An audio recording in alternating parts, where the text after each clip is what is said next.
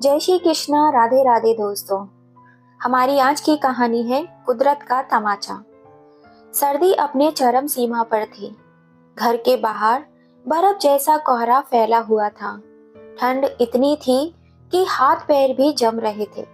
कमला जी सुबह जल्दी उठकर हाथों को सेकते हुए रसोई घर में चाय बना रही थी। तभी कमला जी की बहू, जो किचन में सब्जी काट रही थी, अपने तीखे स्वर में बोली, oh my god, today is very cold day. Kamla ji ने अपनी बहू की तरफ देखकर हैरानी से पूछा, क्या मुझसे कुछ कह रही हो बहू? मुझे तो कुछ समझ में ही नहीं आया। स्नेहा ने झुंझलाते हुए कहा, अरे माँ जी, मैं तो भूल ही गई थी कि आपको अंग्रेजी नहीं आती। वो मैं कह रही थी कि आज बहुत ज्यादा सर्दी है। इस ठंड में रसोई में काम करना मेरे लिए मुश्किल होता जा रहा है। मैंने सब्जी काट दी है और आटा लगा दिया है। अब आप रोटियां सेक लीजिएगा। और हाँ, सिंक में जो बर्तन पड़े हुए हैं उन्हें भी साफ कर लीजिएगा। मैं इस ठंड में बर्तन साफ नहीं कर सकती। इतना कहकर स्नेहा रसोई घर से चली गई। यह कोई एक दिन की बात नहीं थी। जब से स्नेहा इस घर में आई थी, वे कमला जी के सामने अंग्रेजी बोलकर उनकी बेइज्जती करने का कोई मौका नहीं छोड़ती थी। उसे पता था कि उसकी सासू माँ को अंग्रेजी समझ में नहीं आती, लेकिन फिर भी वह बार बार उनके सामने अंग्रेजी का रौब दिखाती। बेचारी कमला जी उसकी बातों को समझ नहीं पाती थी और पूछ बैठती, क्या कह रही हो बहू? इस पर स्नेहा चिढ़कर उनका मजाक बना देती। कमला जी ने सब्जी बनाई, फिर रोटियां सेकने के बाद सिंक में पड़े हुए सारे बर्तन साफ कर दिए। जब बेटा और बहू डाइनिंग टेबल पर खाना खाने बैठ गए तो कमला जी अपने कमरे में चली गईं। कमला जी ने जैसे ही कमरे में प्रवेश किया और श्यामलाल जी की तरफ देखा, आपको इस सर्दी में भी रामायण पढ़ने की कितनी फुर्सत है, लेकिन खाना खाने की नहीं। चलिए, ठंड में भूखे रहेंगे तो बीमार पड़ जाएंगे।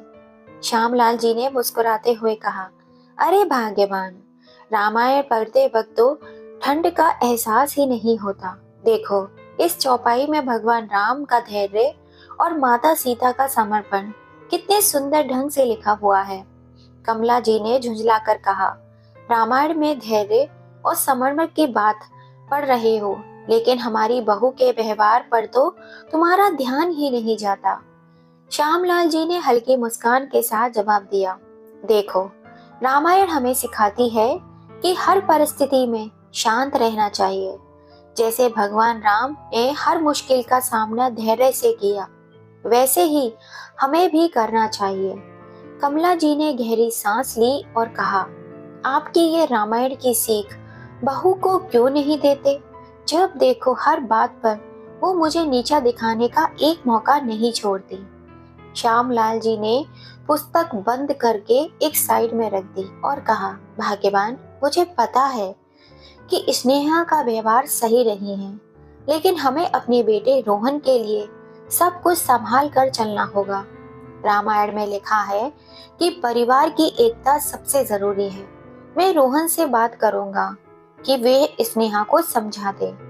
कमला जी भौहें चढ़ाते हुए बोली, रोहन से क्या बात करनी? वह तो पहले ही अपनी बीवी के पीछे लट्टू हुआ पड़ा है। अगर बेटा ही सही होता तो आज बहू की हिम्मत नहीं होती मुझे ताना मारने की। श्यामलाल जी ने अपने चश्मे को उतारते हुए कहा, अरे भाग्यवान, इतना गुस्सा क्यों करती हो? ज्यादा गुस्सा करने से तुम्हारे सुंदर चेहरे पर झुर्रियां पड़ जाएंगी।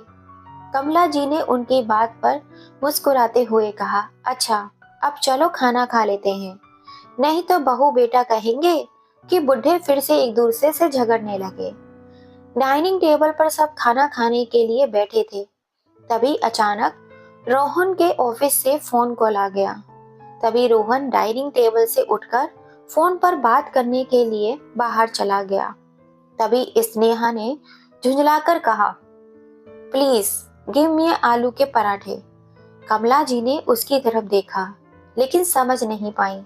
उन्होंने पराठे की प्लेट उठाई, लेकिन स्नेहा को नहीं दी। स्नेहा ने चिढ़कर बोली, माँ जी, कब से पराठे मांग रही हूँ? क्या आपको इतना भी समझ में नहीं आता? कमला जी ने ठंडे स्वर में कहा, बेटा, मैंने प्लेट तो उठाई थी, लेकिन तुम्हारी बात समझ में नहीं आ पाई। स्नेहा ने ताना मारते हुए कहा, ओहो माँ जी, आपको तो अंग्रेजी का ABC भी नहीं आता, मेरी बात कैसे समझेंगी? श्यामलाल जी यह सब कुछ चुपचाप देख रहे थे। उन्होंने पराठे की प्लेट उठाई और स्नेहा के सामने रख दी। फिर हल्की सी आवाज में कहा, स्नेहा बेटा, रामायण में एक सीख है, विनम्रता से बड़ा कोई गुण नहीं है। कोशिश करो कि तुम भी इसे अपने जीवन में अपना पाओ। श्यामलाल जी की बात को सुनकर स्नेहा ने कोई जवाब नहीं दिया, लेकिन थोड़ी असमंजस में जरूर पड़ गई। वह जानते थे कि वह रोज की ही बात हो गई है। स्नेहा हर दिन किसी न किसी बहाने से कमला जी की अंग्रेजी न जानने की बात को मुद्दा बनाकर उनका अपमान करती रहती थी। कमला जी ने मन में सोचा, पता नहीं इस ठंड में भी मेरी जीवन की ये परेशानियां कब कम होंगी। कुछ दिनों के बाद स्नेहा ने अपने मायके वालों को डिनर पे बुलाने का सोचा। उस दिन श्यामलाल जी खेती बाड़ी के काम से बाहर गए हुए थे और मोहन भी अपने ऑफिस के किसी काम से मीटिंग के सिलसिले में बाहर गया हुआ था। घर पर सिर्फ कमला जी और स्नेहा ही थे। सर्दी की ठिठुरती वो घनघोर अंधेरी रात थी। कोहरा इतना घना था कि बाहर कुछ साफ साफ दिखाई नहीं दे रहा था। कमला जी रसोई में हीटर के पास खड़ी हुई अपने लिए दूध बना रही थी। तभी स्नेहा कमरे में से रजाई में लिपटी हुई रसोई घर में आई और बोली, माँ जी, कल मेरी किटी पार्टी है, मैंने सोचा है कि घर पार्टी घर पे ही रखूं। कमला जी ने दूध का गिलास रखते हुए कहा, ठीक है बहू, लेकिन फिर तुम्हें मेरे साथ रसोई घर में जल्दी काम निपटवाना होगा। स्नेहा ने मुस्कुराते हुए कहा, अरे माँ जी, काम तो आप ही करेंगी, मुझे आपके जैसा स्वादिष्ट खाना बनाना कहाँ आता है। मैंने खाने की लिस्ट डाइनिंग टेबल पर रख दी है, उसे मंगवा लीजिएगा। वैसे मैंने अपनी सहेलियों के लिए कुछ खास पकवान बनाना चाहती हूँ, आप सारा काम संभाल लेना। कमला जी ने कुछ नहीं कहा। सुबह हुई, सर्द हवाएं खिड़कियों से छन छन कर अंदर आ रही थी। ठंड इतनी थी कि रसोई में खड़ा होना भी मुश्किल हो रहा था। बूढ़ी हड्डियां इस भयानक ठंड में और भी ज्यादा कपकपा रही थीं। कमला जी ने कानों में टोपा और कंधे पर शॉल डाली और उठकर रसोई का सारा काम संभालने लगी। उन्होंने डाइनिंग टेबल पर रखी ही लिस्ट उठाई। लिस्ट अंग्रेजी में लिखी हुई थी। उन्हें कुछ समझ में नहीं आया, लेकिन उन्होंने स्नेहा से पूछना ठीक नहीं समझा और उस दिन श्यामलाल जी भी घर पर नहीं थे, तो वो लिस्ट लेकर किराने की दुकान पर चली गई और दुकानदार को लिस्ट दिखाकर सारा सामान मंगवा लिया।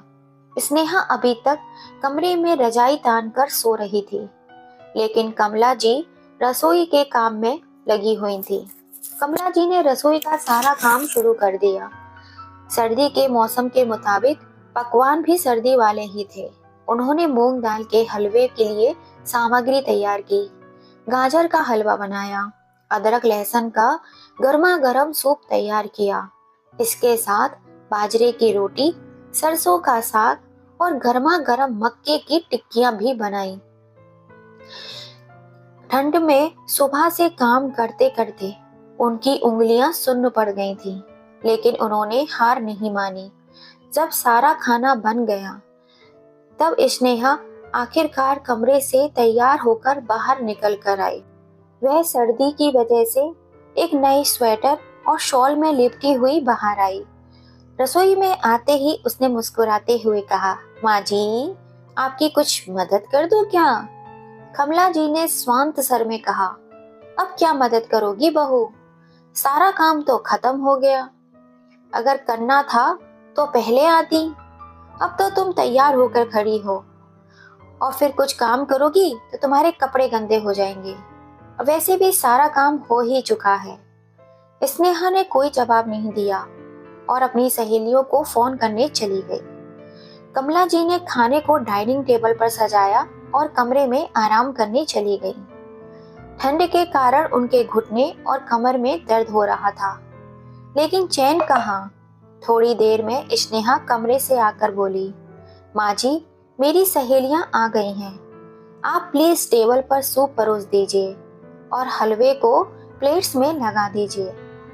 कमला जी चुपचाप उठी और रसोई में जाकर ट्रे में अदरक लहसुन का सूप और गाजर का हलवा लेकर बाहर आई। स्नेहा ने सहेलियों से मुस्कुराते हुआ कहा, she is my mother in law, she is so innocent, she does not anything. मैंने ये सारा खाना खुद बनाया है, सुबह 5 बजे से उठकर सब कुछ किया है। कमला जी को उसकी अंग्रेजी तो समझ में नहीं आई, लेकिन जब उसकी एक सहेली ने हिंदी में कहा, स्नेहा, मूंग दाल का हलवा तो कमाल बना है, सच में तुमने बहुत मेहनत की होगी, तो कमला जी का चेहरा उतर गया। मैं समझ गई कि स्नेहा ने सबके सामने खुद की तारीफ करवा ली है। वे चुपचाप ट्रे लेकर रसोई में जाने लगी। तभी स्नेहा ने अपनी सहेलियों से कहा, she only wear sari, in sari she looks like a made. मैंने कितनी बार कहा है कि स्वेटर या सूट पहन लिया करो, लेकिन इन्हें तो पुरानी आदतें छोड़नी ही नहीं है। स्नेहा की बात सुनकर उसकी सहेलियां ठहाका मारकर हंसने लगीं। कमला जी ने पीछे पलट कर देखा और उनकी आंखें नम हो गईं। वे समझ गईं कि उनका मजाक उड़ाया जा रहा है। वे चुपचाप अपने कमरे में चली गईं और बिस्तर पर बैठकर सोचने लगीं, क्या मेरी मेहनत और मेरी इज्जत की कोई कीमत नहीं है? क्या इस घर में मेरी कोई अहमियत नहीं बची? चारों ओर घना कोहरा छाया हुआ था। ठंड इतनी ज्यादा थी कि कमला जी रात भर सो ही नहीं पाई। स्नेहा और उसकी सहेलियों की हंसी उनके कानों में गूंजती रही। उन्होंने ठंड में भी रजाई में दुबके दुबके यही सोचा, अब उन्हें ऐसा क्या करना चाहिए कि उनकी बहू बार बार उनकी बेइज्जती ना करे। खुद को कोसते हुए उन्होंने सोचा, काश मुझे भी अंग्रेजी बोलनी आती। हालांकि कमला जी ने अपने समय में गृह विज्ञान में बीए किया था। उस जमाने में लड़कियों के पास सीमित विकल्प होते थे। लड़कियों की पढ़ाई का फैसला परिवार के मुखिया किया करते थे। यह सब सोचते सोचते वह खुद को समझाने की कोशिश कर रही थी कि इसमें उनकी कोई गलती नहीं, लेकिन मन से यह बात जा ही नहीं रही थी। सुबह जब श्यामलाल जी अपने खेत से लौटे तो उन्होंने कमला जी के चेहरे पर उदासी देखी। उन्होंने पूछा, क्या हुआ कमला, आज तुम इतनी गुमसुम क्यों हो?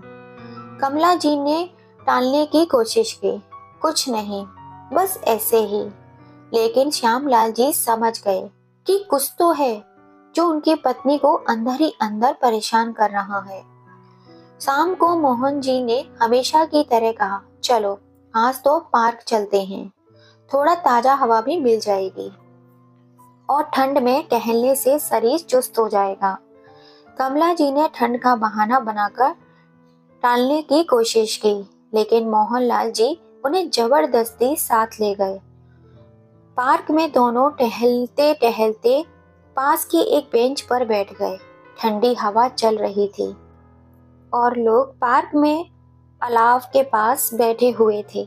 मोहन जी ने बात छेड़ते हुए कहा, अब तो सच सच बताओ कमला, तुम्हारे चेहरे पर यह उदासी क्यों है? क्या बात है? कमला जी ने थोड़ी हिचकिटाहट के बाद कहा, मुझे अंग्रेजी सीखनी है। मोहनलाल जी उनकी बात सुनकर पहले थोड़ा चौंक गए, लेकिन फिर मुस्कुरा उठे। उन्होंने समझ लिया कि यह सब स्नेहा की किटी पार्टी का नतीजा है। उन्होंने प्यार से कहा, अरे यह तो बहुत ही अच्छी बात है। अगर तुम अंग्रेजी सीखना चाहती हो, मैं तुम्हारे लिए ट्यूशन ढूंढ लेता हूँ। कमला जी ने थोड़ा संकोच करते हुए कहा, लेकिन स्नेहा को पता चला तो वो हंसी उड़ाएगी, कहेगी इस उम्र में अंग्रेजी सीखने चली हो, और फिर जाने आने में भी बहुत वक्त लगेगा। बहू बेटे से क्या कहेंगे? मोहनलाल जी ने हंसते हुए कहा, तुम चिंता मत करो, वैसे भी हम रोज शाम को पार्क आते हैं। अब पार्क आने के बहाने से हम अंग्रेजी कोचिंग सेंटर भी चले जाएंगे। वहाँ तुम अंग्रेजी सीखो और किसी को पता भी नहीं चलेगा। और हाँ, सीखने की कोई उम्र नहीं होती। यह हमारी जिंदगी है और हमें जो सीखना हो वह हम सीखने से कोई नहीं रोक सकता। मोहनलाल जी के हौसले ने कमला जी को और भी हिम्मत दे दी थी। अगले ही दिन मोहनलाल जी ने पास के एक अंग्रेजी स्पीकिंग कोर्स का पता कर लिया और कमला जी का एडमिशन वहां पर करा दिया। शुरू शुरू में कमला जी को थोड़ा डर लग रहा था कि क्लास में लोग क्या कहेंगे, लेकिन मोहनलाल जी ने उन्हें समझाया, तुम अकेली नहीं हो, वहां तुम्हारी उम्र की और भी औरतें सीखने आती हैं। धीरे धीरे कमला जी ने अंग्रेजी सीखना शुरू कर दिया। घर पर भी अभ्यास करती, कभी अपने पति के साथ तो कभी आईने के सामने खड़े होकर। ठंड के इस मौसम में भी जब सब रजाइयों में दुबके हुए होते थे, तब कमला जी अपनी किताबों और नोट्स के साथ बैठकर अभ्यास किया करती थी।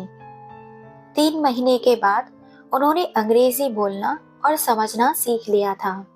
एक दिन स्नेहा ने फिर से घर में किटी पार्टी रखी। इस बार भी वही ठंड का मौसम था। बाहर धुंध और ठंडी हवाएं थी। घर के हीटर के पास स्नेहा की सहेलियां जमा थीं। स्नेहा ने हमेशा की तरह सारा खाना कमला जी से ही बनवाया था। गाजर का हलवा, मूंग दाल का हलवा, अदरक लहसुन का सूप, गर्मा गर्म मक्के की टिक्कियाँ।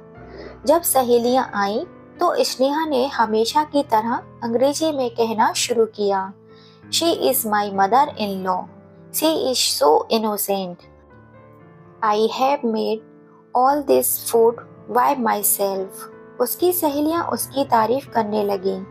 इस बार पास खड़ी कमला जी सब समझ रही थीं। स्नेहा को उनकी समझदारी का अंदाजा बिल्कुल भी नहीं था। कमला जी मुस्कुराई और अपने काम में लगी रहीं, लेकिन उनके मन में कुछ चल रहा था। पार्टी में स्नेहा के द्वारा अंग्रेजी में अपनी तारीफों के पुल बांधते हुए कमला जी ने चुपके से अपनी बात रखी। नो नो स्नेहा बेटा, did not make this food, I made this. Last time भी मैंने ही बनाया था। स्नेहा और उसकी सहेलियां यह सुनकर हक्की बक्की रह गई। उनकी सासू माँ अंग्रेजी में बात कर रही थी और उनकी सारी बातों को समझ भी रही थी। स्नेहा की तो हवाइयाँ ही उड़ गईं। उसके मन में एक सवाल था, माँ जी आपको अंग्रेजी आती थी तो आपने अब तक क्यों नहीं बताया? मुझे तो लगा कि आपको अंग्रेजी की ABCD भी नहीं आती है। तभी कमला जी ने स्नेहा को मुस्कुराते हुए जवाब दिया, जरूरी नहीं है बेटा कि हर चीज का व्याख्यान किया ही जाए। किसी को कम आंकने का काम मत करना, कोई किसी से कम नहीं होता। इतना कहकर कमला जी अपने कमरे में चली गई। सारी सहेलियों के जाने के बाद स्नेहा खुद को पूरी तरह से चकरा हुआ महसूस कर रही थी। वह अब अपने कमरे में गई और कमला जी से पूछा, आखिर उन्होंने अंग्रेजी कब सीखी? कमला जी ने उसे पूरी कहानी बताई, कैसे उन्होंने उम्र के इस पड़ाव पर भी अंग्रेजी सीखने का मन बनाया था और कैसे उन्होंने धीरे धीरे इसे सीखा। स्नेहा को विश्वास ही नहीं हो रहा था कि 60 साल की उम्र में उनकी सासू माँ ने अंग्रेजी बोलना और समझना सीख लिया है। स्नेहा ने मन ही मन ठान लिया कि अब वह अपनी सासू माँ से कभी किसी मुद्दे पर पंगा नहीं लेगी। आज कमला जी ने अपनी बहू के बार बार अपमान करने का जवाब अंग्रेजी सीखकर ऐसा जबरदस्त तमाचा मारा जो सीधे स्नेहा के दिल और दिमाग में हमेशा के लिए रह जाएगा, लेकिन वह कभी जाहिर नहीं होगा। दोस्तों, कहा जाता है पढ़ने की कोई उम्र नहीं होती और यह साबित कर दिया आज कमला जी ने। दोस्तों, अगर आपको हमारी कहानी पसंद आती है तो प्लीज़ इसे एक लाइक और अपना प्यारा सा एक कमेंट ज़रूर कीजिएगा। आपके कमेंट और लाइक से हमें बहुत प्रेरणा मिलती है। आप सभी फैमिली की वजह से ही हम अपने लक्ष्य की तरफ आगे बढ़ पाते हैं। जय श्री कृष्णा।